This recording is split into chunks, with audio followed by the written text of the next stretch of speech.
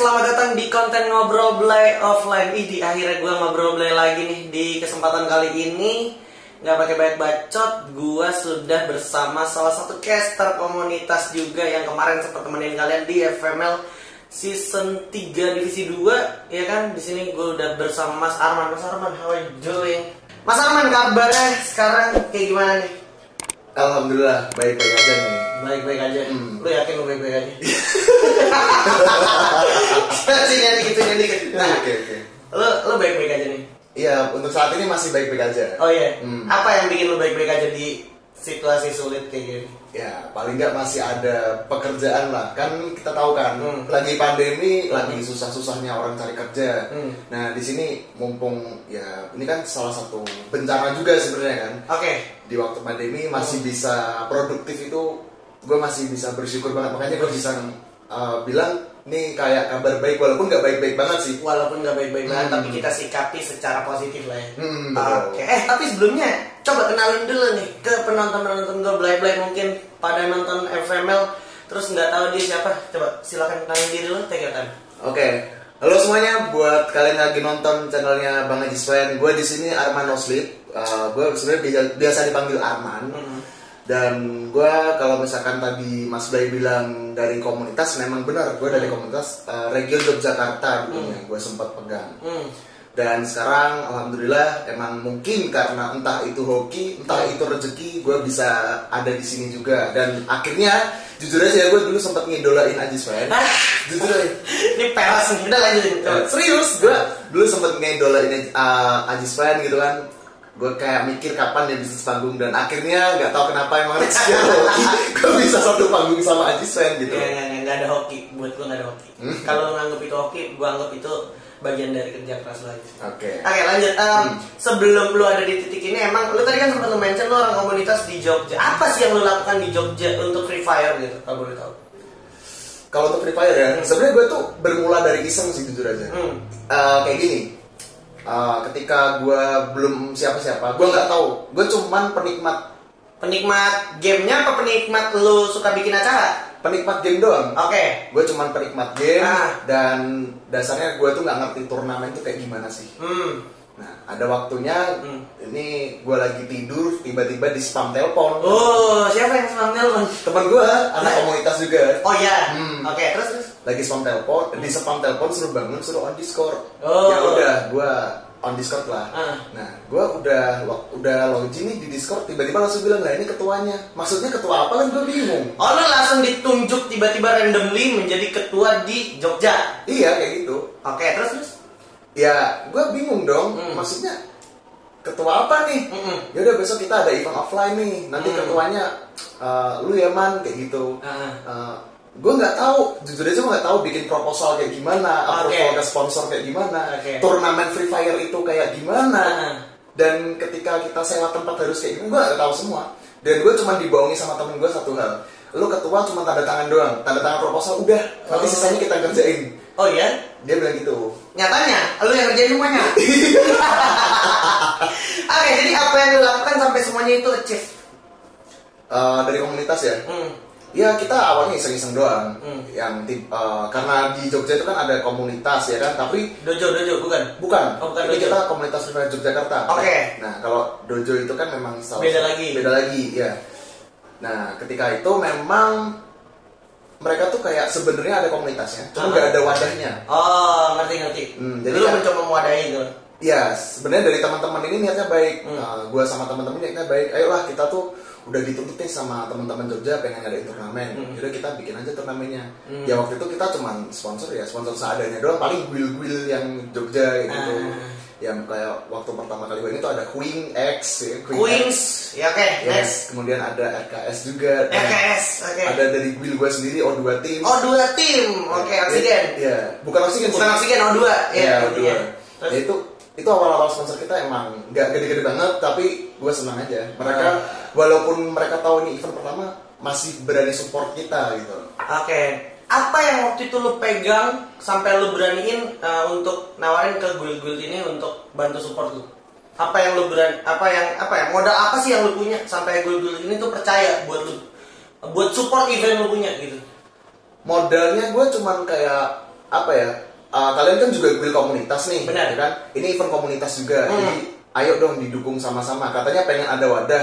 Kalau misalkan ada wadah tapi kita nggak disupport ya, gimana gue pengen ngebentuk wadahnya kayak gitu loh. Jadi mereka emang kayak udah percaya juga, udah mempercayakan karena mereka juga berharap ada event offline. Ya udah akhirnya kita kerjasama. Jadi sebenarnya lu bisa dapat poin di sini buat teman-teman mungkin yang ngerasa di regionnya atau di daerahnya komunitas nggak hidup, itu bisa pakai cara yang lu pakai ya, kayak lu kan pada gue butuh wadah nih, ya udah kenapa nggak kita aja yang jadi wadahnya gitu ya? Betul. Jadi intinya kalau menurut gue sih gini, kalau kita nggak mulai, ya mau kapan? Nah, itu dia, kalau bukan kita siapa lagi? Kalau nggak sekarang kapan lagi gitu kan? Oke. Itu berarti semboyan itu sampai sekarang masih pakai berarti ya? Masih kepake. Soalnya jujur aja ketika event kita pertama kali di Jogja turnamen offline itu pada nanya-nanya karena event kita alhamdulillah lancar ya. Dari event awal terus tiba-tiba ada tawaran dari sponsor lain bahkan mall. Wow. Jadi pertama kali itu gue nggak tahu ya, kebetulan kita pertama kali emang di kafe. Kafe memang gratis waktu itu tempatnya. Ternyata di kafe itu ada orang mall lagi nongkrong. Oh, ngeliat nih ceritanya nih, event rame nih, seru nih gitu ya? Iya, tiba-tiba dipanggil, Mas besok bikinin event dong di tempat saya. Suruh ngajuin proposal gini gitu. Kayak itu anjir, baru event pertama tapi langsung kayak dikasih rezeki nomplok gitu loh. Terus lu kepacu dong itu ya? Kepacu parah, apalagi teman-teman dari admin dan juga apa ya bisa dibilang para tetuanya Free Fire Jogja tuh kayak pada yaudah ayo kita gas aja, berangkat. Walaupun ya kita modal nekat sih sebenarnya. Modal nekat, tapi dari nekat itu menghasilkan sesuatu, yaitu eksistensi dari komunitas itu tersendiri ya. Betul. Oke. Seru banget dong berarti. Dan ngomongin soal komunitas Jogja, dulu pertama kali lu ngadain event berarti itu pertama kali event Free Fire di Jogja? Kalau event enggak? Event Free Fire offline ya. Itu emang dari kita sama teman-teman. Itu pertama kali lu yang garap semua berarti? Pertama kali. Ada berapa tim kalau boleh tahu?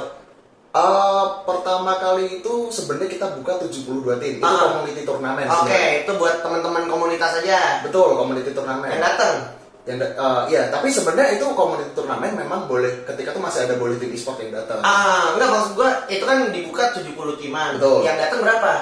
Yang datang sih banyak banget sih. Masa? 72 tim ya. Itu kan satu tim itu bisa 4 sampai 5 orang. Betul. Bawa pacar-pacarnya. Kalau bawa bucinannya sama kawannya. Itu ramai banget sih. Jadi Lebih sampai ya bisa dibilang hampir 200 orang.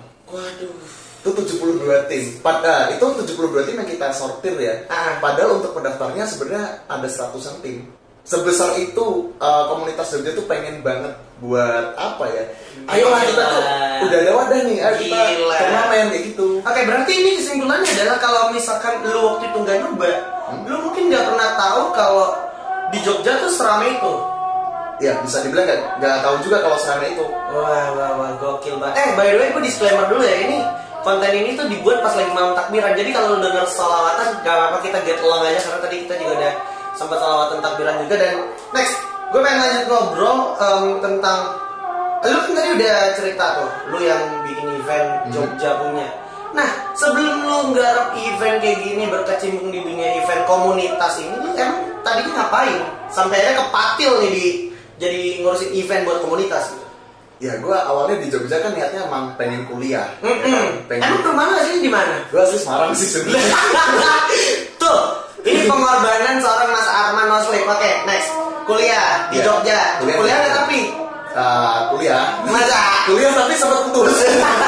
Jurusan apa kuliah lu? Dulu gue akuntansi sih. Akuntansi. Oke, let's say lu udah putus. Itu putus di semester berapa? Itu nyesek sih sebenarnya. Semester akhir soalnya. Oke, lanjut. Lu putus kenapa dan lu sibuk apa? Nah, jadi gue kan emang dari Semarang pengen kuliah di Jogja itu kan ya apa ya? Kayak gue pengen ngebanggain orang tua gue, itu udah jelas banget kan. Pengen kerja enak lah. Betul. Gitu, ya. Terus tiba-tiba pas gue lagi kuliah sambil kerja nih, ada masanya kan kalau kuliah tuh kan ada kayak PKL ataupun magang. Nah pas magang tuh gue nggak ada kerjaan sama sekali. Bukan nggak ada kerjaan sih, lebih tepatnya gue kalau magang nggak bisa kerja di lain tempat. Oke, dan kalau kalian tahu sendiri kalau misalkan magang itu pasti nggak ada bayarannya. Beda dari orang kerja. Kalau kerja ada gaji lah paling nggak. Ya udah gue selama 3 bulan magang nggak bisa apa-apa. Gue cuma ngabisin tabungan doang buat hidup selama 3 bulan. Dan akhirnya setelah selesai magang nih, seminggu kemudian bayar kuliah. Gue nggak bisa apa-apa. Kesetun gue di situ. Oke, terus lu ngapain tuh waktu itu? Ya udah, gue akhirnya memutuskan untuk kerja aja. Kerja apa? Apa sih yang lu kerjain? Ya gue awalnya emang kerja di salah satu restoran. Oke. Restoran yang dari luar negeri juga waktu itu. Yeah. Terus ya, gue nggak lama langsung pindah ke kafe di situ. Oke. Nah ketika di kafe, ya gue kayak apa ya? Kayak belum ada kayak isu gue pengen ke komunitas atau apa. Karena belum kepikiran tuh. Betul, belum kepikiran. Karena gue cuman mikirnya gue cuman gamers yang for fun doang, cuman sekedar tahu. Casual gamer. Yes, casual gamer. Terus. Ya udah, ketika udah di masanya gue bosen dengan pekerjaan gue nih, tiba-tiba ada hal yang tadi gue bilang, gue dispamin telepon tiba-tiba. Iya. Itu kondisinya lu masih enjoy sama kerjaan lu, pemulai nggak enjoy apa lu kayak pas banget nih, udah gue lagi bete sama kerjaan gue, ada tawaran ini gitu apa gimana? Ya sebenarnya ada faktor itu juga sih. Faktor itu juga makanya lu tinggalin tuh kerjaan lu. Ya, gue sebenarnya belum gue tinggalin. Belum. Tapi lu pertimbangin. Iya, gue pertimbangin. Oke. Kayak apa ya? Kan kalau event kan biasanya Sabtu Minggu tuh rata-rata karena pada sekolah juga kan. Bener. Sabtu Minggu libur ya udah. Kalau misalkan kerja di kafe Sabtu Minggu gak bisa libur ya. Gue dengan sangat terpaksa ya kan. Gue membolos di pekerjaan itu buat ngadain event komunitas. Gila, tapi jadi contoh ya. Jadi contoh. Kalau lu masih enjoy sama kerjaan lu, kerja aja. Tapi kalau lu mulai udah nggak enjoy sama kerjaan lu, kayak misalkan lu udah mulai sering-sering bolos kerja gitu, lu udah mulai datang siang tapi pulang pengennya duluan, sering-sering lihat jam padahal baru kelar istirahat. Udah waktunya lu pertimbangan itu kerjaan lu masih worth it apa enggak. Lu pasti tapi gitu gak sih? Kenapa? Iya, lu kayak gitu gak sih? Mulai nggak enjoy, mulai sering-sering ngajak, lu gitu gak sih? Ya gue tipikal kayak gitu. Gue kalau udah gak suka, bukan gak suka sih, kayak udah bosen sama pekerjaan, apalagi yang kayak ini kayaknya gue bukan di sini deh jalan gue. Iya, sebenarnya lebih ke arah minatnya tuh udah mulai hilang aja. Betul. Gitu ya. Betul. Makanya gue kayak udah yaudahlah, gue lepas aja nih pekerjaan pelan-pelan. Ya sambil bolos lah atau apa. Sakit mungkin, tapi jangan ditiru sekali lagi. Jangan ditiru. Ini life path orang yang jatuhnya kita sharing aja gitu. Sharing pengalaman bisa dijadiin bahan pertimbangan juga gitu. Nah. Kelar itu berarti lu ditunjuk jadi pengurus acara. Terus time flies kan, waktu berlalu tuh. Gimana ceritanya sampai lu ke Jakarta? Apa yang terjadi? Lu kan padahal cuma pengurus event Jogja gitu. Maksud gua kayak ya lu pasti lagi senang-senangnya nih ngurusin event di Jogja. Tiba-tiba lu ke Jakarta. Ada apa emang? Siapa yang bikin lu ke Jakarta? Nah, itu kayak gimana ya? Awalnya memang gue ada event pertama kali. Kebetulan banget di situ ada Capital Esport datang. Capital Esport datang ke Jogja. Oke, gue ingat ini berarti urusannya Skyla sama Gobang. Betul. Apa lagi yang terjadi? Ya di situ kayak jadi satu relasi baru. Gue jujur aja waktu itu belum tahu Skyla ini siapa. Gue nggak tahu Skyla ini siapa. Tapi teman gue ngasih tahu ini tuh caster. Karena gue tadi udah bilang di awal, gue itu cuman gamer, casual gamer. Gue nggak tahu caster itu apa dan ini. E-sport apa lu juga belum tahu berarti? Nggak tahu sama sekali. Jadi kayak Capital Esport waktu itu masuk kayak sesuatu hal yang baru. Dan kebetulan memang menang di acara turnamen perdana kita. Dan waktu itu memang ada Skyla. Terus ketika mereka menang, pas waktu masih zamannya si Cupai, Center Team, Mr. 05 sama satu lagi Manai. Iya, waktu itu. Kemudian beberapa bulan kemudian, ya nggak sekitar 6 bulan lah. Di situ ada satu event lagi. Kalau event kan berjalan tuh dari awal di cafe, terus kita ke mall. Alhamdulillah sponsor pada ngajakin semua. Jadi apa ya, kayak satu hal yang cukup menarik sih. Yang awalnya cuma nggak ada apa-apa, tiba-tiba sponsor masuk. Jadi ini mungkin bisa buat edukasi teman-teman. Kalau misalkan bingung nih, bang gue bingung nih dapat sponsornya gimana, ya udah kalian nothing tulus dulu, lakuin apa yang kalian bisa. Nanti kalau misalkan sekiranya event kalian itu bagus, sponsor pasti ngelirik sendiri. Jadi bukan kalian yang cari sponsor, tapi sponsor yang cari kalian. Itu berarti sama halnya kayak lu menyikapi tim e-sports ya. Betul. Lu harus buktiin diri lu sendiri dulu kalau lu tuh bisa tanpa e-sport, sampai akhirnya e-sport yang butuh lu, bukan lu yang butuh e-sports gitu ya. Iya, sama kayak e-sport. Oke, itu menarik banget sih. Terus belum terjawab nih pertanyaan lu, baru tadi ngejawab, tiba-tiba lu ketemu Skyla sama Capital. Apa lagi yang terjadi? Nah itu tiba-tiba ini ketika event gue udah jalan lancar semua ya, ada satu owner Capital Esport namanya Bang Gobang Febrian dan Sandi. Pembuka rezeki orang, keren. Terima kasih. mantap sih. Nah tiba-tiba ngechat gue nih, ini nomor Arman bukan? Iya bang, ini siapa ya? Nggak tahu kan. Ini gue ownernya Kapital, nah? Kayaknya nggak mungkin gitu loh. Kayak nggak masuk akal. Gue cuman orang biasa yang baru nyemplung ke dunia komunitas ataupun e-sport, di chat sama ownernya Kapital e-sport. Kayak gue, ini paling bohong-bohongan lah gitu kan. Terus tiba saatnya dia bilang, besok jemput gue di hotel ini ya. Ya udah, gue yayain aja. Kan gue nggak percaya kan. Terus pada saat itu gue langsung di kontak, disuruh datang, dan disitulah kita ngobrol buat ngebahas event. Dan disitulah awal mula gue ketemu sama Bang Febrian dan Sandi. Ya, kita ngobrol banyak sih. Dan pada akhirnya, karena kan kita konsepnya waktu itu kerja, intinya membuat event turnamen juga. Kebetulan waktu itu memang turnamennya gratis. Dan Jogja waktu itu bisa dibilang lagi berkembang pesat banget. Dari si komunitasnya tuh rame. Jadi dari pihaknya Bang Gobang ini kayak seneng gitu loh, pengen ngadain kerjasama, antusias untuk mengakomodir teman-teman Jogja. Jadi mungkin kalau teman-teman yang nonton di sini ada orang-orang Jogja, bisa komen di komentar, kasih tahu. Mungkin siapa tahu lo kenal juga sama Bang Arman. Gue yakin orang-orang Jogja kenal lah sama Bang Arman ya. Iya. Insya Allah udah kenal. Insya Allah kenal ya. Nah, lu ketemu Bapak Goban, lu nyamperin dia ke hotel. Abis itu apa lagi yang terjadi? Apa offer dia sampai akhirnya lu mau ke Jakarta ini, bahkan ke studionya yang masih jatuhnya dia punya urusan juga nih di sini. Ya, jadi setelah kita ngobrolin soal event, kita kerja sama, akhirnya event itu kan berjalan. Ya, alhamdulillah lancar sih. Kayak tempat tuh sebenarnya gue disuruh cari tempatnya di mana nih. Ya udah gue cariin. Secara cepatnya ya, gue ceritain cepatnya, event itu selesai. Beberapa bulan kemudian gue dikontak sama Bang Gobang lagi. Kurang lebih sih kayak gini, Man, lu berangkat aja sini ke Jakarta. Kayak gitu. Hah, ngapain gitu kan? Gue masih, waktu itu gue posisinya masih kerja di kafe. Gue masih kerja di kafe. Terus? Tapi karena emang gue udah gak berminat sama pekerjaan gue di kafe, ini kayak jadi satu hal, wah menarik nih kayaknya. Tertarik nih ya, pas banget gue lagi bosen dapet tawaran kayak gini nih gitu. Iya, dapet tawaran yang menurut gue gak bakal datang 2 kali. Bener. Awalnya gue tolak dulu. Tapi tolaknya kayak, bentar bang, ini masih mau akhir tahun, karena di kafe itu kan nggak boleh kan kalau akhir tahun libur. Betul. Ya udah, gue akhirnya memutuskan untuk tunggu bang, nanti Januari kayak gitu. Tapi tiba-tiba gue ditanya, lu yang belum pernah naik apa? Gue naik apa aja bebas, mau bis atau apapun itu. Yaudah gue beliin tiket kereta ya, bukan tiket kereta, tiket pesawat. Gokil. Tiba-tiba gue di chat, udah ada pesanan tiket pesawat nih ya, besok berangkat.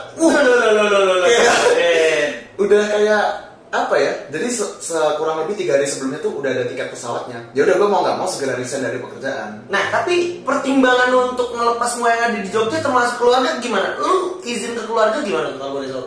Ya karena keluarga gue di Semarang ya. Oh iya, lu rantau juga di Jogja. Oke, jadi ya udah bodo amat ya sama Jogja-Jogjaan. Coba aja nih gue ke Jakarta gitu.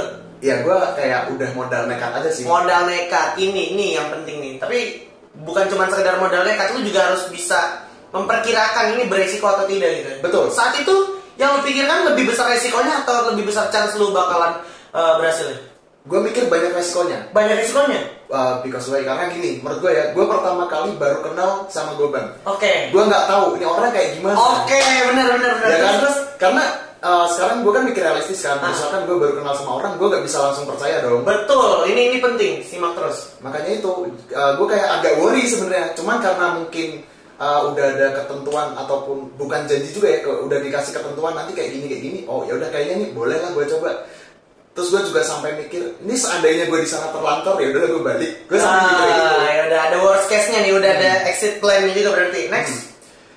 Ya udah, ketika udah masanya buat kerja di sini, ya udah gue akhirnya yang awalnya tuh gue sebenarnya bukan caster. Gue sempat jelasin juga kan, gue bukan caster. Gue itu awalnya memang ketua komunitas yang dipasrai sama teman-teman buat ngebuatin event offline. Nah, ketika di sini ya udah gue kerja ikut dia dengan kurang lebih ya sama sih kayak kita kayak gue ngehandle event di Jogja, dan itu gue lakuin ketika gue di sini. Jadi yang lo lakukan di sini tuh nggak beda jauh sama apa yang lo lakukan di Jogja. Betul. Titik balik ketika lo tiba-tiba disuruh jadi caster tuh gimana? Itu awalnya kalau itu iseng banget. Sumpah itu gue bilang iseng banget karena gue pertama kali nyoba nge-cast itu event offline di Negeri 3 Pamulang.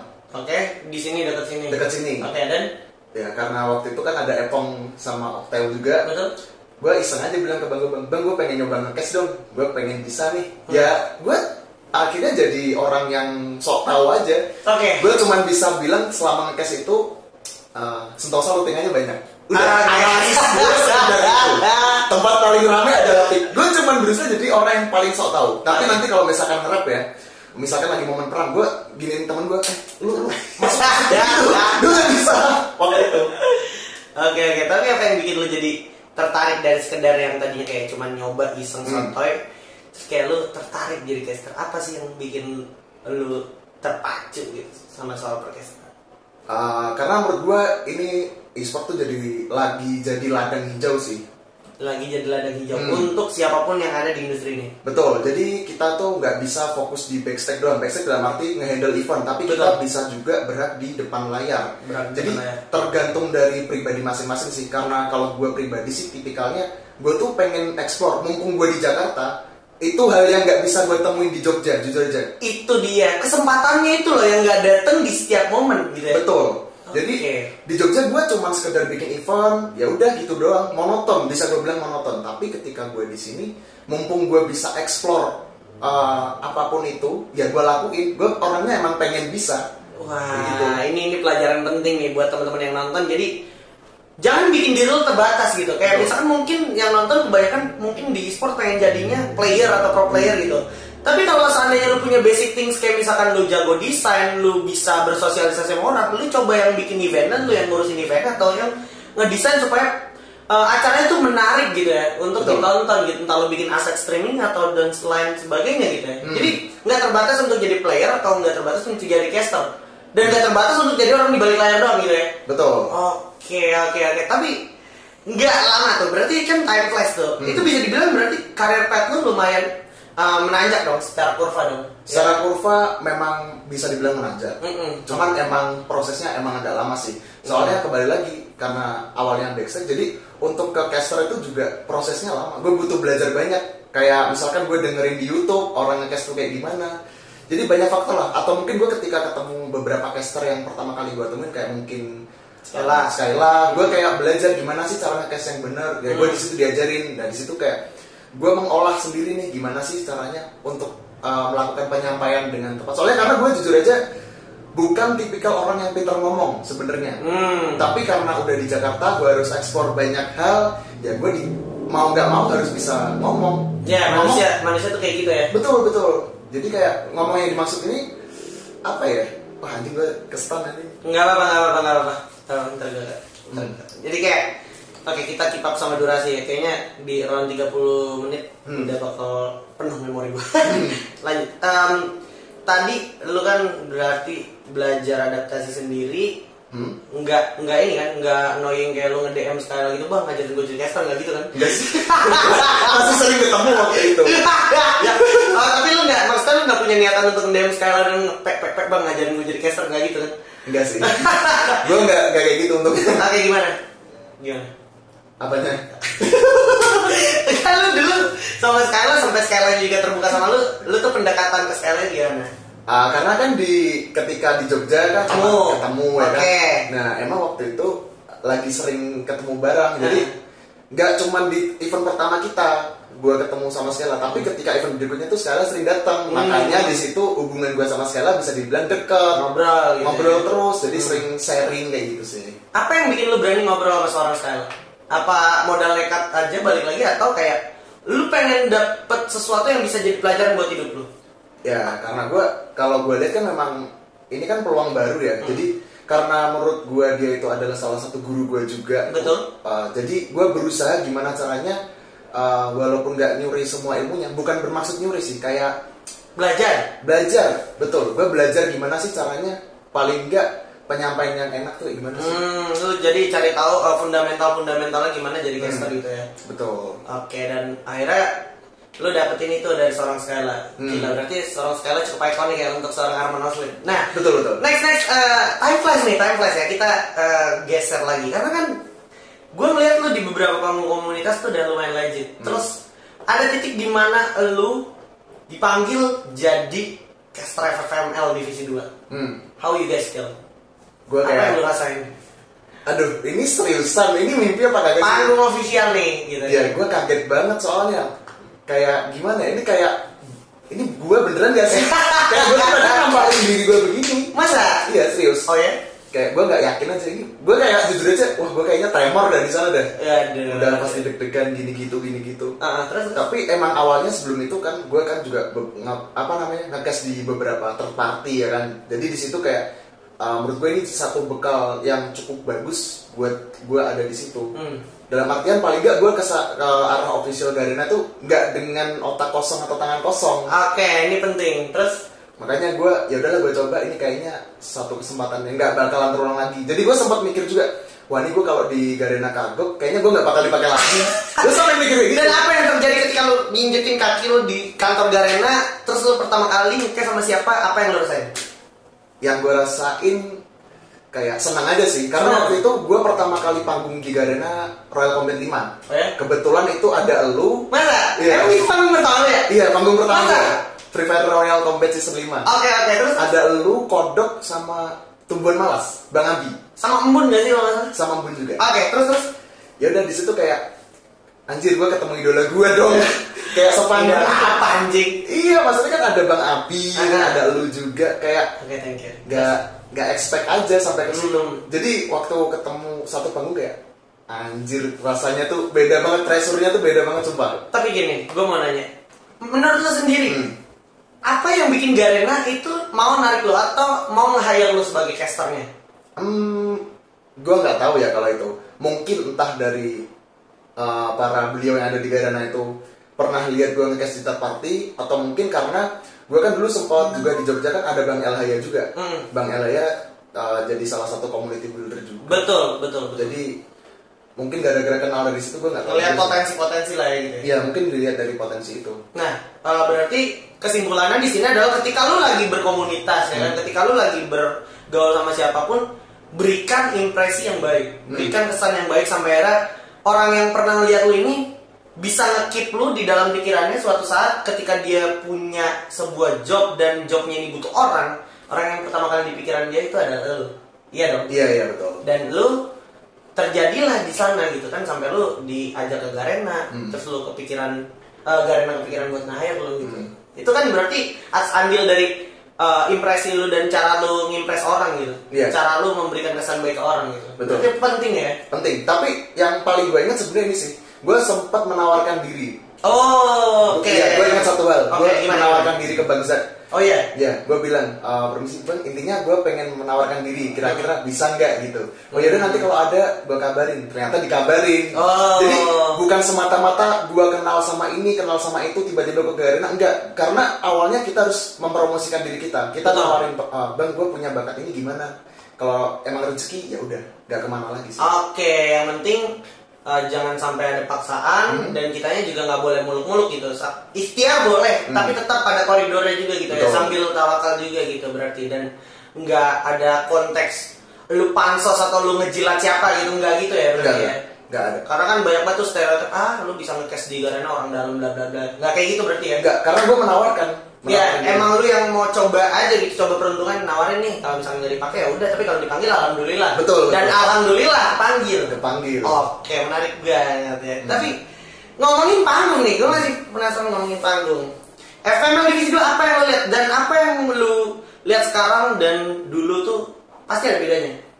Gitu kayak playernya kah, semangatnya, antusiasnya kah, gitu. Itu gimana? FFML. Kalau gue lihat FFML kemarin sih dari player emang udah banyak tim-tim yang baru juga ya kan. Dan kalau misalkan sama FFML yang sebelumnya tuh bisa gue bilang lebih variatif, dalam artian timnya lebih banyak dan banyak wajah baru juga. Jadi itu cukup menarik sih. Sedangkan kalau misalkan pandangan gue ke arah penonton ataupun para survivor yang lagi pada nontonin untuk turnamen, gak tau kenapa mereka semangatnya tuh masih ada untuk mendukung tim-tim favorit mereka kayak gitu. Cuman terkadang memang ada kayak entah apa ya, yang kayak ngejudge beberapa tim, kayaknya itu jangan dilakuin sih. Enggak banget ya. Ketika lu suka sama satu tim, bukan berarti lu harus ngejelekin tim lain gitu ya. Kalau lu suka sama satu tim, misalkan tim A, ya udah ngefans aja sama tim A, tapi lu nggak perlu ngejatuhin tim B gitu. Betul. Karena itu bikin jelek tim A itu sendiri juga jadinya ya. Betul. Takutnya kan ada obrolan, ini kok fansnya tim ini kok begini gitu loh. Nah tuh, siapa yang kayak gitu?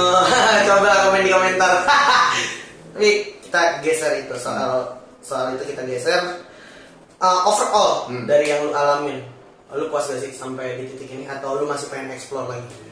Gue kalau dibilang puas belum, gue pengen explore lagi. Apa yang pengen lu explore, yang pengen lu achieve? Karena kemarin gue sempet ngobrol sama Bigan, nggak lama gue ngobrol sama Bigan, dia dapet panggung Family Week 1 gitu, dan kayak, dia udah kayak seambisi itu gitu, gokil tuh anak. Nah, lu kayak gimana kalau?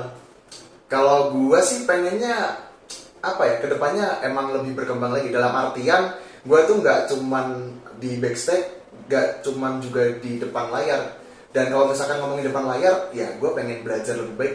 Kayak gimana ya caranya dari segi kosakata itu harus apa-apa aja yang boleh dikeluarkan dan mana kosakata yang nggak boleh kita keluarkan. Wah, oke, berarti ini Mas Arman nih udah boleh aktifin channel YouTube-nya ya buat belajar berdialog sama teman-teman. Jadi jangan lupa ya, nih nanti gue taruh linknya di description. Mas Arman gue bakal suruh buat channel YouTube habis ini. Jadi kalian boleh subscribe channel Mas Arman dan suruh dia ngapain aja, entah itu live streaming atau dia bikin konten biar dia semangat ya. Jangan lupa di follow juga Instagramnya, gue taruh juga di bawah. Terus lu kan sekarang currently sama tim Youpoint Esports nih.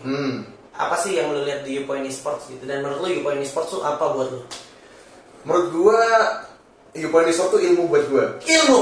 Wow. Karena gini, gue tanpa adanya Youpoint Esports kayaknya gue gak bakalan bisa nge-caster, gak bisa bakalan nge-explore lebih soal event tuh kayak gimana sih. Dari segi broadcasting, dari segi nge-maintenance para peserta, banyak hal lah di situ. Banyak hal. So, Youpoint ini sangat-sangat berarti buat lo. Ya, sangat berarti banget, yang mulai dari Skyla, kemudian dari Gobang, kemudian ada Youpoint, ada juga dari Garena. Stepnya lumayan panjang lah. Lumayan panjang, berarti semuanya itu tidak instan ya? Gak instan. Bahkan mie instan aja harus dimasak dulu gitu ya. Jadi semua ada proses. Betul. Oke, tapi yang paling penting adalah jangan pernah berpuas diri gitu. Betul. Kan, untuk di titik lu, di apapun itu yang lagi lu pijak sekarang gitu ya. Betul. Gak boleh puas. Nah, for next mungkin kedepannya lu setelah di titik ini, lu kan tadi juga sempat bilang lu masih pengen explore lagi. Kalau ngomong soal explore di Indonesia sendiri, apa sih yang kira-kira bisa lu explore selain di e-sports, atau maksudnya ada scene lain yang lu tertarik? Gue kayaknya pengen nyoba jadi ini deh gitu. Kalau gue selain di e-sport, gue kayak sebenarnya pengen banget buat jadi bukan aktivis ya, konten kreator di YouTube. Konten kreator, makanya udah paling bener nih ya. Ntar gue taruh link di description, itu. Itu berarti. Ya, gue pengen, cuman emang karena faktor kerjaan gue lagi padat, benar. Belum bisa memulai. Tapi gue jujur aja kayak, ayo lah gitu loh, pengen banget ke situ. Ini emang yang paling susah tuh memulai. Betul. Yang paling susah tuh memulai. Ntar stage selanjutnya yang paling susah tuh adalah konsisten. Betul. Dan juga bertahan di stand tersebut gitu. Pokoknya nanti bakal ada level-levelnya lah. Dan gue juga sampai saat ini juga masih susah konsisten, Pak. Ini juga gara-gara masa sulit pandemi, terus juga kayak lagi libur, apalagi nih libur lebaran gitu kan. Jadi agak banyak kegiatan yang tak terduga yang menghalangi gue buat konten jadinya. Ini makanya nih gue jabanin, gue samperin ke studionya Youpoint untuk ketemu sama Mas Arman. Karena gue udah lama juga jujur nggak bikin konten ngobrol play offline kayak gini. Biasanya dari virtual mulu, bosen gue. Ya. Jadi mungkin nih, last but not least.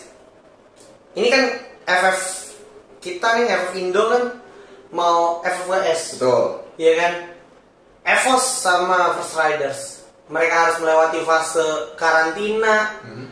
Nggak lebaran, nggak puasa sama keluarga, nggak lebaran sama keluarga. Apa sih kira-kira pesan yang pengen lu sampaikan untuk EVOS dan juga FR untuk mewakili Indonesia? Dan juga apa sih yang pengen lu sampaikan pesan untuk teman-teman pendukung timnas Indonesia kita? Ya intinya kalau untuk peserta yang bertanding ya, EVOS dan juga First Rider, harapan gue tetap berusaha keras, jangan sampai kendor ya kan. Paling enggak kalian tuh udah mewakili Indonesia tuh udah satu hal yang cukup baik. Gue udah bangga banget, gue sangat respect. Untuk hasilnya entah itu nanti kalah atau menang, kita harus tetap dukung mereka, tetap semangat. Kalau gue pribadi sebagai fans EVOS dan juga First Rider, mau itu menang atau kalah, gue tetap dukung. Itu hasil terbaik mereka soalnya. Betul, tapi kalau misalkan menang, wah itu gue bersyukur banget. Makin bersyukur kita ya, betul. Makin seneng ya. Dan itu jadi salah satu pesan juga buat teman-teman survivor yang lagi nonton di sini ya. Ketika nanti misalkan entah EVOS atau First Rider, siapapun mereka yang juara tetap ataupun siapapun nanti mereka yang bakal pulang dan nggak menang di posisi 1, 2, 3 atau berapapun itu tetap didukung. Mereka udah berusaha mati-matian buat ngebanggain dan mengharumkan nama bangsa kita. Yes, karena banyak orang yang pengen jadi pro player tapi lu nggak banyak juga yang tahu dan mau melewati proses yang udah dilalui sama abang-abang yang ada di sana sekarang gitu ya. Betul. Kayak contohnya ini, emang ada lu yang mau puasa nggak ketemu keluarga, lebaran nggak ketemu keluarga, hah? Di negara orang lagi, udah gitu di karantina lagi, iya kan? Iya. Iya, gue tahu itu emang tantangan yang sulit, tapi lu nggak bisa lewatin, maksudnya lu nggak bisa deny itu, lu nggak bisa nyangkal itu, lu harus lewatin step itu. Dan di situ adalah momen dimana lu udah membuktikan kalau lu hebat dan lebih hebat dari kebanyakan orang.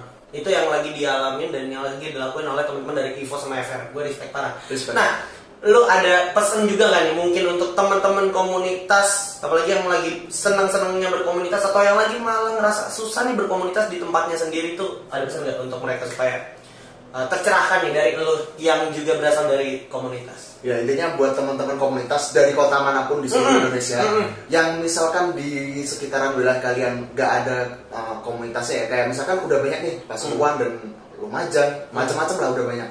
Tapi kalau misalkan emang gak ada ya kalian harus ajak teman-teman kalian yang paling gak satu buil dulu lah, atau satu komunitas kalian di situ kalian ajak gimana caranya sih kita bikin turnamen, bikin rame komunitasnya. Soalnya itu jadi satu pertanyaan yang sering banget gue denger dan gue terima sih, Mas ini gimana sih cara bikin event kayak gitu. Jadi emang harus mulai dari kita sendiri. Benar.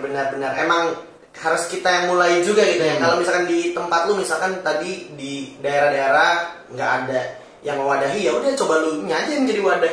Betul. Habis itu buktiin ajak orang yang banyak. Kalau udah banyak, baru nanti orang-orang mulai ngelirik gitu daerah lu gitu ya. Soalnya nggak nutup kemungkinan juga kayak misalkan lu ngadain event di Jogja, orang-orang yang dari luar Jogja juga datang. Kayak contohnya Kapital dari Jakarta ya bela-bela yang datang ke Jogja gitu kan. Betul sekali. Jadi emang harus, pokoknya kalau misalkan buat komunitas yang pengen ngebuat sebuah wadah, jangan patah semangat aja deh. Soalnya itu jadi satu investasi juga sih menurut gue. Kayak yang Anji bilang tadi, kayak misalkan gue di Jogja, dari Semarang datang, Jakarta datang, bahkan dari Makassar juga datang, ada Bang Fai juga waktu itu. Waktu itu iya. Jadi itu jadi sebuah daya tarik tersendiri sih. Tapi memang karena sekarang lagi COVID ya, mungkin kalian bisa bikin online dulu ya, nanti sampai waktunya udah memungkinkan baru kita bikin offline lagi. Makanya tetap patuhi protokol kesehatan, ikutin pemerintah, jangan dilawan untuk pemerintah, oke? Ikutin semua peraturannya. Nanti kalau misalkan udah aman-aman aja, kita juga yang nikmatin enaknya gitu ya kan. Betul. Orang nggak pakai masker, ngap ya kan, nggak dibatesin ya kan, duduknya nggak dijarak-jarakin gitu kan. Betul. Deh, ada lagi nggak yang mau lo sampein? Kalau nggak kita close aja nih. Udah sih. Udah enak. Oke, kalau gitu thank you so much ya. Mungkin segini aja ngobrol gue sama Mas Arman soal Mas Arman nanti ke depannya bakal nge-YouTube. Udah pasti gue bakal coba bantu push dia juga buat semangat gitu nge-YouTube gitu. Bukan cuman ngebantu ngap gitu, tapi maksudnya kayak dari dirinya sendiri nih harus semangat. Makanya juga dia butuh semangat dari kalian biasanya. Untuk orang-orang yang baru mulai itu butuh banget semangat dari orang-orang yang mau jadi penontonnya gitu ya kan. Pasti, karena gue ngerasain momen itu. Jadi thank you so much buat yang udah nonton. Jangan lupa dipencet tombol like, tombol share, sama subscribe. Boleh cek juga di description gue. Itu ada link channelnya Mas Arman sama Instagramnya dia. Boleh di follow karena gue pengen lah caster-caster di Free Fire nih bisa swipe up semua gitu. Ayo dong. Apalagi kita itu adalah game yang community oriented. Jadi harusnya teman-teman nih bisa nge-support orang-orang yang emang berawal dan berasal dari komunitas. Oke? Kalau gitu sekian dari gue. Mohon maaf kalau baik salah kata. Di sini ada Ajis Fan dan di sini juga ada siapa? Arman Nosip di sini. Oke, pamit undur diri lagi ya. Jangan lupa kalau kalian punya ide next gue harus ngobrol sama siapa, sertain aja di komentar dan sertain alasannya. Gue pamit undur diri. See you guys in the next videos. Bye bye.